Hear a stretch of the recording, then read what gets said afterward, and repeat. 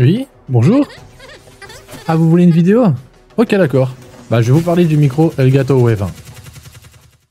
Salut YouTube, c'est Papa Zazou. Aujourd'hui, je vais vous présenter le micro que j'utilise depuis plusieurs mois. C'est le micro Elgato Wave 1 et son fameux logiciel Wavelink. C'est vraiment une petite pépite, je l'adore. Si vous cherchez un bon micro à brancher à votre PC, que ce soit pour simplement streamer votre jeu vidéo préféré, faire des reviews de films, raconter des scènes d'horreur, ou simplement faire des tutos sur Fortnite. la gamme de micros que propose Elgato est vraiment le meilleur ami des streamers et des créateurs de contenu grâce à son logiciel Wavelink. On va voir ensemble tout ça juste après le jingle.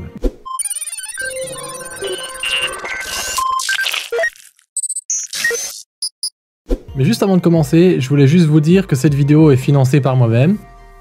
Bah oui, forcément, je suis un trop petit youtubeur pour avoir des sponsors. Mais si je me finance moi-même, est-ce que ça veut dire que je suis un financeur de youtubeurs en auto-sponsoring? Ouais, c'est pas faux.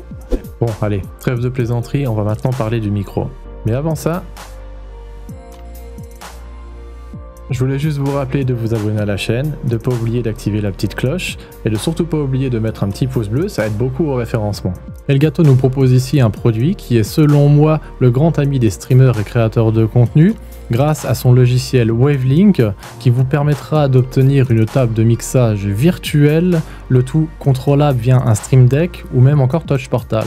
Le Wave 1 est un micro cardioïde avec une réponse de fréquence allant de 70 à 20 000 Hz. C'est donc un micro unidirectionnel qui favorise la captation de face. Il est fourni aussi avec un petit trépied assez quali qui est plutôt lourd, qui vous permettra de poser sur votre bureau. Alors moi, forcément, je l'ai mis sur un pied de micro. Il a d'ailleurs toutes les fixations pour s'adapter sur à peu près tous les pieds de micro du marché. Elgato propose aussi une petite gamme d'accessoires dont un filtre anti-pop.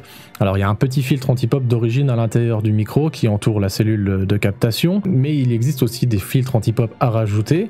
En revanche, Elgato, je trouve, tire un peu sur les tarifs. Le filtre anti-pop qu'il propose est quand même assez cher. Donc moi je m'en suis procuré un autre sur Amazon, assez cheap mais qui fait vraiment le taf. J'ai en plus rajouté une petite bonnette en mousse et ça protège comme ça vraiment de tous les sons extérieurs qui peuvent être désagréables comme un ventilateur ou autre. Il possède plusieurs améliorations software, comme ici le clip guard. Donc le clip guard, c'est un petit soft inclus directement dans le logiciel Wavelink qui va empêcher que votre micro sature. Donc ça arrive à tout le monde, lorsqu'on fait une petite game, on se met toujours à crier ou à dépasser un petit peu les limites au niveau de la voix. Et ben le clip guard va réduire tous ces bruits et comme ça sature pas, vous n'avez pas un son grésillard qui va arracher les oreilles à tout le monde. Ça c'est vraiment cool. Sa fenêtre de réglage est plutôt complète tout en restant extrêmement simple. Vous pouvez ici par exemple choisir la fonction du bouton qu'il y a sur le micro, soit régler le gain d'entrée, soit régler le volume de sortie. Vous pouvez vraiment tout paramétrer, donc votre gain. Le connecteur casque, ça va servir pour la petite prise à l'arrière si vous souhaitez brancher des écouteurs. C'est ce que je recommande, c'est vraiment la sortie son qui a le moins de latence, il n'y en a vraiment quasiment pas. Donc si vous aimez vous entendre dans le casque, il faudra utiliser cette prise pour être sûr de ne pas avoir un décalage et après ça va vous gêner pour parler. Vous avez aussi un filtre coupe-bas amélioré. Alors moi personnellement je m'en sers pas trop puisque je trouve que le son manque vraiment de basse lorsqu'on l'active. Et après on peut verrouiller le gain du micro, comme ça même si on tripote le bouton ça ne bouge pas. Et ensuite vous avez donc ce logiciel Wavelink, donc vous avez toutes les tables que vous pouvez rentrer, donc vous pouvez rentrer jusqu'à 8 pistes on va dire, oui c'est plutôt des pistes, vous pouvez rentrer jusqu'à 8 pistes indépendantes dans ce logiciel et comme ça vous pourrez les gérer facilement, donc à la souris, ou évidemment vous pouvez aussi paramétrer ça sur un Stream Deck. Donc vous voyez par exemple moi j'ai rentré de cette façon, donc là la première table Wave 1 c'est le micro, ça vous pouvez pas l'enlever, il doit rester obligatoirement dessus et quand vous cliquez donc sur la petite flèche vous avez tous les réglages du micro et là après vous allez choisir en fait toutes vos entrées ou vos sorties. Donc pour chaque table, vous voyez, vous pouvez sélectionner ce que vous voulez. Donc il y en a déjà qui sont pré-créés dans le logiciel. Vous avez donc déjà la sortie système, ça c'est en fait voilà, SFX ici. Ici on a quoi, auxiliaire 1, tout ça c'est des tables qui sont déjà existantes dans le logiciel, mais vous pouvez choisir de les remplacer par autre chose, mais quand même, donc là c'est mon microphone qui est traité avec le logiciel Nvidia Broadcast, là vous avez le logiciel Voice Mode que je me sers pour transformer ma voix. Vous pouvez donc choisir quelle entrée vous voulez sélectionner. Et l'avantage avec ce logiciel, vous pouvez remarquer ici que vous avez deux icônes à chaque fois, donc avec deux curseurs de réglage, qui sont soit utilisables un par un, soit utilisables ensemble. Donc c'est l'avantage de ce logiciel. Vous pouvez par exemple ici donc envoyer dans le stream cette petite icône là, c'est le son qui va partir dans votre stream, et ça c'est le retour casque que vous allez avoir à chaque fois dans vos oreilles. On retrouve ces deux plages ici. Donc là moi le retour casque est complètement coupé pour pas avoir un écho dans le micro, mais là le son de mon micro, vous voyez ici, part bien dans le stream.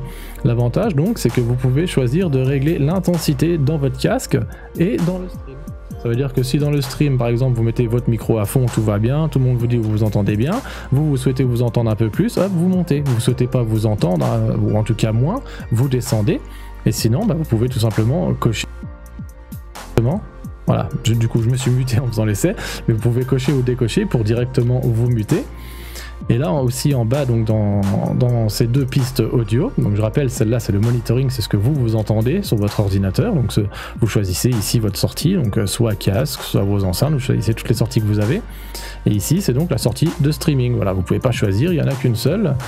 Et là donc vous avez les deux tables de mixage et vous pouvez choisir avec la petite oreille là qui est cochée en vert, laquelle écouter. Donc là vous pouvez écouter votre monitoring, mais d'un coup si on vous dit ah il y a un problème dans le chat, c'est un peu trop fort, vous cliquez sur cette oreille. Hop là, je viens encore de faire une erreur, du coup il y a eu un méga écho. Vous cliquez sur l'oreille là, vous allez tout de suite entendre du coup ce qui se passe dans le stream et vous allez pouvoir vous rendre compte effectivement si c'est trop fort ou pas et ajuster à la volée le son qu'il faut. Donc voilà, moi par exemple j'ai le système donc, de mon ordinateur qui est très souvent coupé dans le stream, comme ça on n'entend pas les notifications Discord et tout et autres. Là j'ai mon micro, là j'ai Streamlabs, bon parce que je fais ressortir mon son de Streamlabs pour l'envoyer dans ce logiciel, c'est tout à fait possible. Là j'ai le Discord, donc là c'est pareil, je peux discuter avec les gens et hop on les entend pas dans le streaming, si je veux qu'on les entende je décoche, hop, c'est vraiment super comme logiciel. Là j'ai le son tout simplement de la PS5, donc encore une fois pareil, on peut muter, démuter, on peut aussi faire les deux, hein. Si vous cliquez sur l'icône, vous voyez là je vais muter les deux d'un coup, là je démute.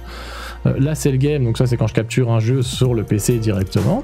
Après vous avez la musique, donc ça encore une fois avec tous les problèmes qu'il peut y avoir de copyright de musique, ça vous permet d'écouter de la musique tout simplement sans l'envoyer dans le stream, hein. Donc vous décochez ici, voilà, vous l'aurez mais le stream l'aura pas. Et là voilà j'ai Chrome pour regarder des petites pages et autres. C'est vraiment un super logiciel qui vous permet d'avoir une table de mixage extrêmement complète, que vous pouvez gérer d'une façon professionnelle tout votre son. Et c'est là qu'est le gros point fort de Elgato. Lorsque vous achetez un micro, donc que ce soit ce modèle, le Wave 1 ou le Wave 3, vous n'avez pas en fait juste un micro qui vous est envoyé, vous avez un logiciel avec une équipe derrière qui le met à jour constamment, qui apporte des améliorations constantes à ce logiciel, et c'est un petit peu ça aussi qu'on paye dans le prix d'achat. Tout cela combiné ensemble en font un super micro très quali. Moi d'ailleurs je m'en sers constamment, que ce soit dans mes streamings ou pour enregistrer mes vidéos. Comme je vous l'ai dit, je rajoute aussi une petite couche audio avec le logiciel Nvidia Broadcast qui me sert de filtre. Par exemple, là j'ai un ventilateur juste à côté de moi, mais vous l'entendez pas. Nvidia Broadcast s'occupe de filtrer tous les sons. Mais du coup, je vais quand même vous faire écouter le rendu du micro sans aucun filtre.